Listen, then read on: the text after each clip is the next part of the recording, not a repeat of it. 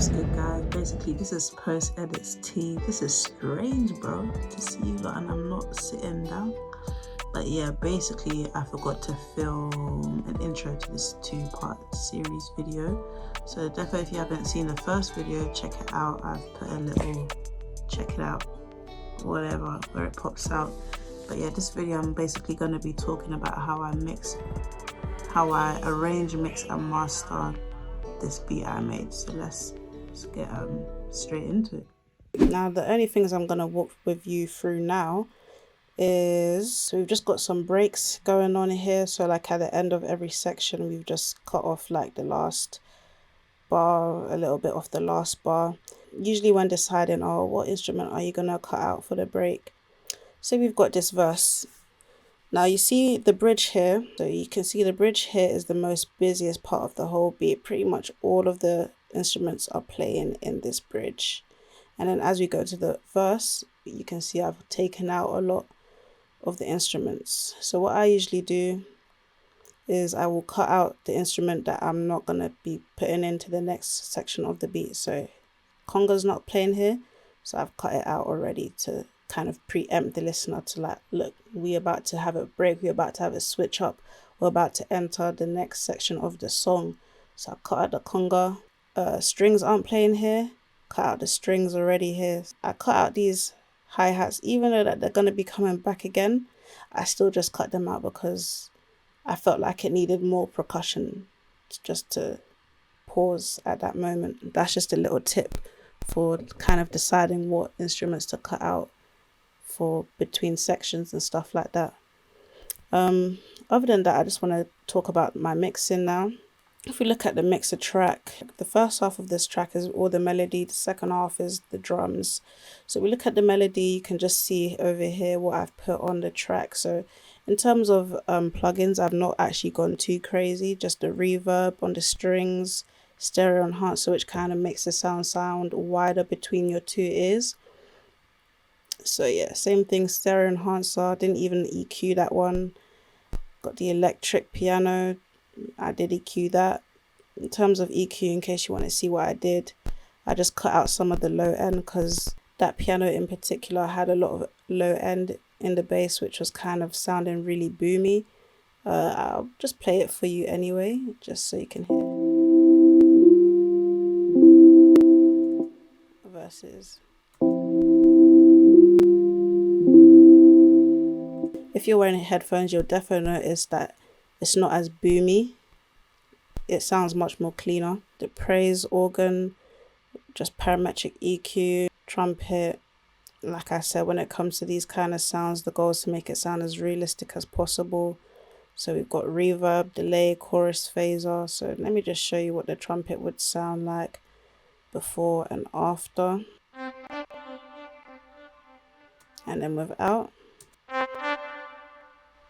Very kind of artificial and fake sounding without. And then on the bass, we've just got a little bit of soft clipper and parametric EQ just to just cut out some of the lows because I don't know why. I sound so unserious. I do know why. I did it for a reason. Probably like, because yeah, you know, sometimes you don't need all the frequencies at the bottom and that, so just cut them out. And then I just boosted here because when I was listening to it and I was looking for like where has the most presence in the bass, and it was this frequency around the 300 hertz range. So I just boosted that just to give it more presence in the beat. And yeah, I didn't actually end up using the overdrive, but yeah, soft clipper, we all know that's just great for everything. And then the kick, I actually just want to go over because I know kick can be a real struggle point for producers, especially beginning producers. Getting their kick to hit can really be something that you struggle with, because I definitely struggled with that in the beginning. Am I blind or something? Where is my kick? But yeah, as you can see, we got the soft clipper on the kick and we've got the parametric EQ doing absolutely nothing. So yeah, all you need on your kick really is a soft clipper. Like, wow, the soft clipper is doing wonders. But okay, let's stop talking without anything. you can see the kick is peaking. It's hitting red on here, red on there, red on here. On all the levels, it's hitting red. Now with the clipper, hitting below 0 dB, probably even around -3 dB, which is really, let me not say really where you want it. I mean, it just depends because you hit all sorts. People say, oh, it needs to hit 0 dB. Other people say, oh, but when the artist buys it, like it needs to be -6 dB to give the artist headroom. For me, as long as it's hitting 0 and below, it's okay. But just to give the artist headroom, for me, I always try to keep it -3 dB. So yeah, you can see it's not peaking, but it's still punchy. And yeah, that's pretty much what I did. Now, the biggest one here is mastering your beats. We're really getting a full package. We're getting a beat breakdown, a mixing guide, and you guys can kind of see what I did with the volume, especially like the haunting hour. I just had to reduce that because it was too in your face. Like, let me show you what I mean. Volume plays a really big part in mixing. So it's just like when something's too loud, it can overpower your other stuff. So before haunting hour was like up here, and you can see everything is peaking. Like everything is peaking. It's too loud. It's causing too much. Oh, sorry, my mic isn't even. It's causing too much dissonance. Like it's too loud. And really, with volume, what I like to do is just kind of mute all the instruments and one by one.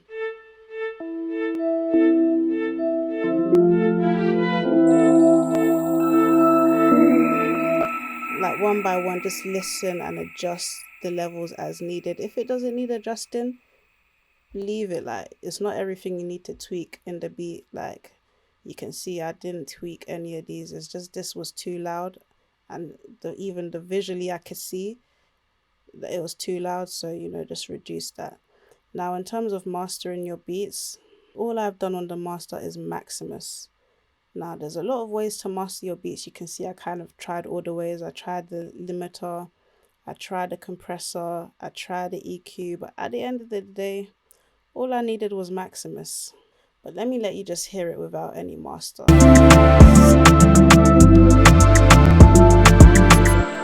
Sounds very dull.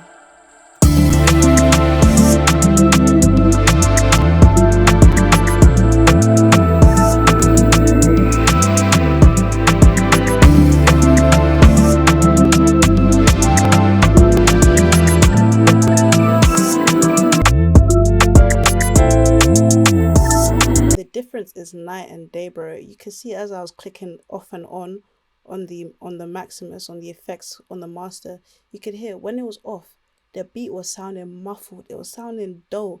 It was sounding as if I've squeezed it into my back pocket, closed the door, put a pillow over it, and then played it through my phone speakers. Like it was just sounding lifeless. As soon as that Maximus came on, it was sounding bright. It sounded like it had life. It just had a punch to it. So with the Maximus, what I do, how I like to mix, should I just show you lot from scratch? Let me just show you lot from scratch. So what I did is I pulled out the Maximus. I might have to do a separate video going in depth here, but first I do is I pick the clear master preset. Yeah. And then I pick for, not the monitor, I pick for it to show the bands. So this is what it sounds like right now.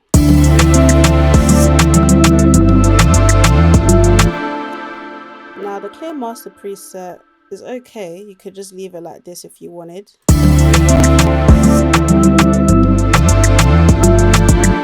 difference is good, but personally I tweaked it to my own kind of, what I wanted. Well, you can see this is the low cut. I didn't really mess with this, but what the low cut does is literally it just cuts out the low frequencies from, you can see if I want to cut out from the 20 to 50 hertz range, I just do that, and basically there's not gonna be really much any bass if I do that.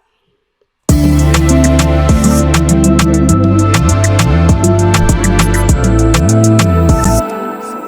you can kind of already hear the difference with that.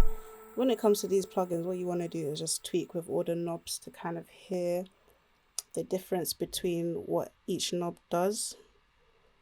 Like pre-gain, right now I'm on the low setting, so this is gonna pretty much affect the volume of the low frequency here.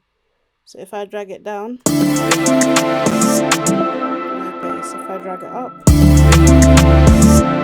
the bass. So that's all that does. If I put it at 0, it's gonna be on the same sound as it was before, like I put anything on. So now as you're listening, you're thinking, there's not much bass. Let me bring up the bass. So yeah, I pretty much just brought up the bass a little bit because I didn't think the beat was that lacking in bass. So I brought up the bass a little bit by like 1.5 dB. So the low end is sounding cool, but the mid is still sounding a bit so what I did, kind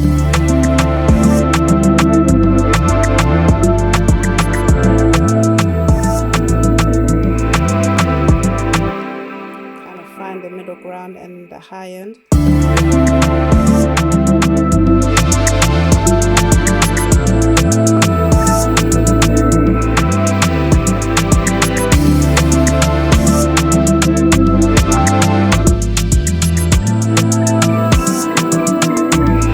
So you can already hear it sounding much better. You're literally just tweaking it, and now without.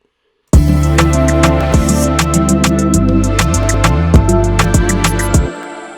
you pretty much just mastered your beat. As I was clicking and dragging all of this, you can literally just click high and do it from here, click mid, do it from here.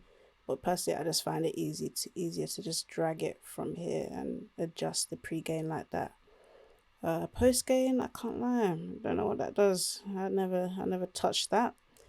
I don't touch anything else in here other than that. I mean, you probably could if you wanted. This just adjusts the affected area. So maybe you don't want to affect, maybe you only want your mids to be affected from the 200 to the 2000 hertz range. But yeah, that's pretty much my quick mastering guide, how to master your beats. And yeah, hopefully that was really helpful. Hopefully you can incorporate that in some of your future beats. And yeah, that's pretty much this tutorial done.